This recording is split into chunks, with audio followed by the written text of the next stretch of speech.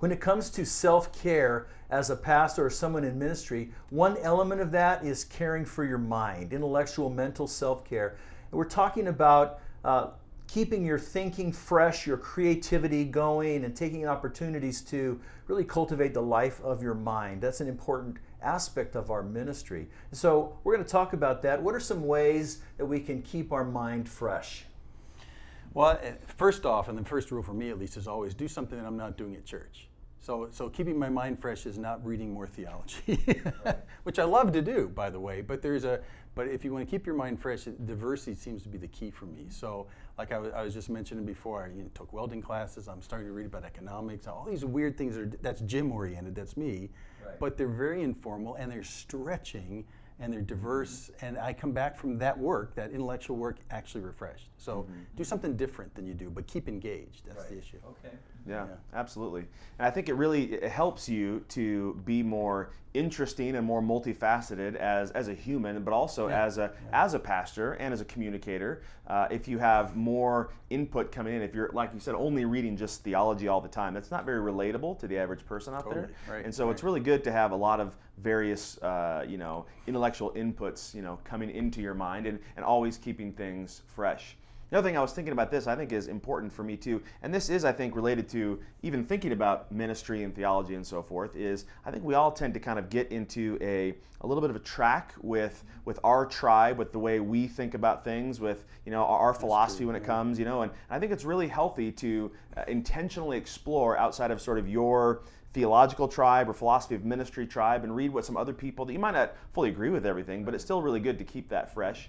And even when it comes to church-like stage and life of ministry, I remember I had a mentor a long time ago talk about how in the life of your church, the things that got you to this level are the same things that are going to impede you from getting to the next level. Yeah. And so if all you ever read about or all you ever think about is, well, I'm really good at getting my church to this level, you're going to plateau there. And if you want to get to the next level, you're going to have to expand your horizons and bring in new inputs. Mm-hmm.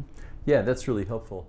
And so reading from different kind of things, different kinds, it doesn't have to be reading though either, does it, in terms of stimulating your creativity, stimulating your thought processes. What are some other things besides reading that you guys have found helpful? Well, like crafty stuff, and I like working on. So I like doing stuff with my hands, and I don't do stuff with my hands at church.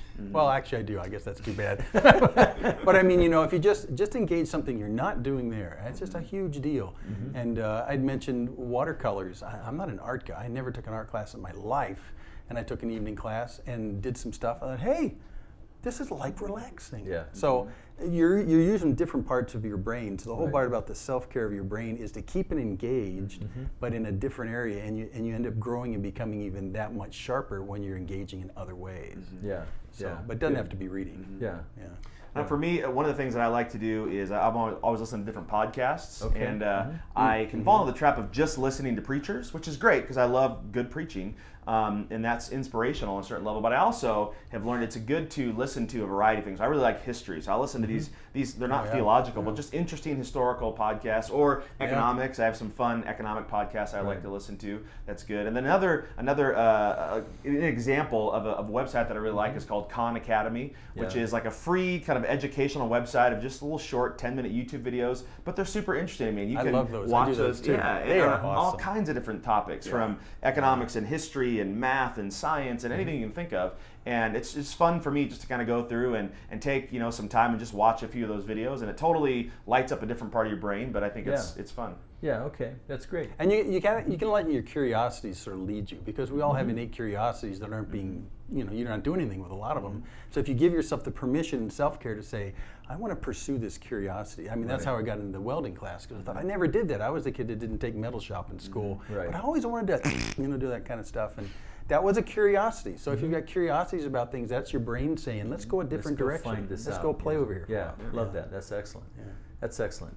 One of the things that is going to play into this, along with other areas of self-care, is really the underlying issue of boundaries.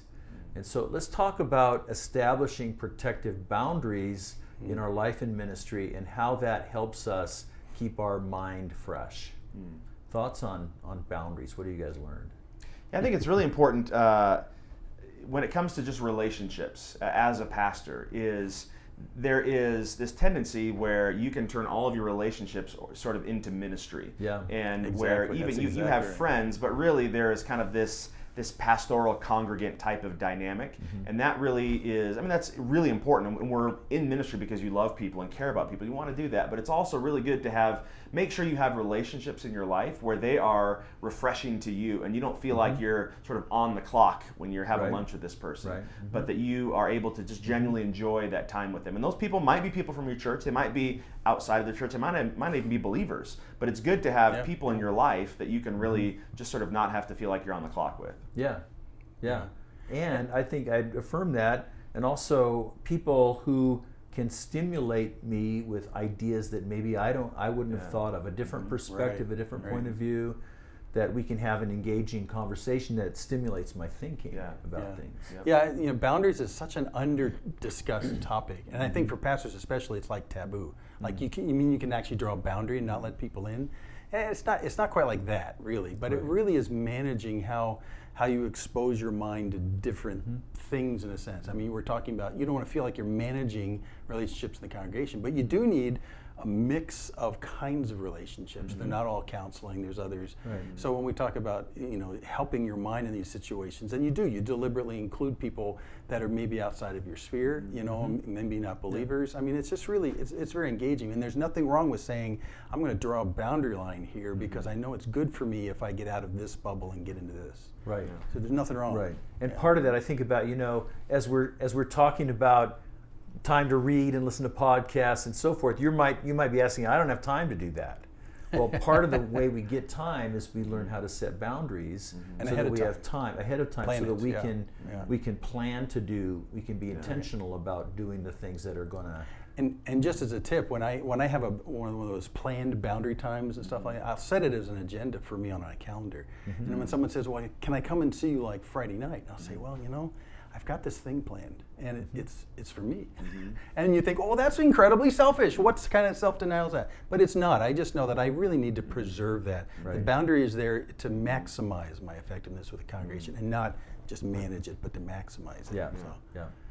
Great, good point. Okay, well, you know, we really want to encourage you to take care of your mind, because I know so much of ministry involves analytical thinking and you know, study and theological thought and all kinds of mental processes, that it's really important for you to keep that sharp. And one way to do that, we've talked about a number of ways to do that today. So we encourage you to take some steps, set some boundaries, make some plans to be intentional about cultivating your intellectual health. Thanks for watching.